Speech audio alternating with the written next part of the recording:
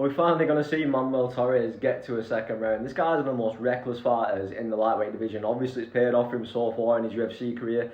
Outside of the Ignacio Barramundas fight, where he got clipped, and finished the second time after he'd nearly been finished early in the round and stuff. And obviously, Ignacio Barramundas was beaten by Rafael Fiziev, and that's probably why the UFC have made this fight, because of that common opponent.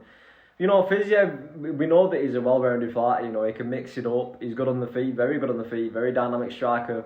But the problem is he just doesn't have any finishing potential, like he took Ignacio Barramundas there and was able to control him, for a little while. But he didn't really do any damage, and obviously on the feet, he kind of hung in there. But this is the thing, Ignacio Barramundas is kind of, a back foot fighter, he'll try and counter you and stuff. So for someone, who's very defensively responsible like Fiziev, that's not a big issue, but when he comes up against a sniper who's very, front-footed and will run at you, like a Rufi, like a Manuel Torres, that's where he's going to find problems, and the fact that he can't, get his opponent's respect on the feet, I think Manuel Torres is going to KO Rafael Fiziev in the second round. I expect Fiziev to mix it up early, but I think, Torres will be able to definitely out-scramble him, because you've seen what he did with Chris Duncan, man.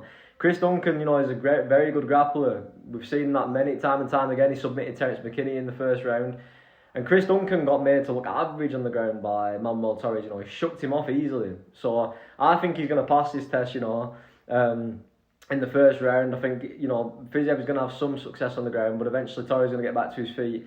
And the second round, I think it's going to be too much for him against the fence. The range discrepancy is going to be the issue here, Torres is a legit 5'10", Fiziev's probably like 5'7", so obviously the kicks at range, are going to set everything up for Torres. And once he smells blood, Torres, he always runs in for the kill, Like I say, a lot of the time, that's his downfall, because he's not very defensively responsible, but he doesn't have to worry about anything here, in my opinion, The Fiziev just doesn't have finishing potential, so I'm going to go with Manuel Torres to knock Fiziev out, TKO in the second round.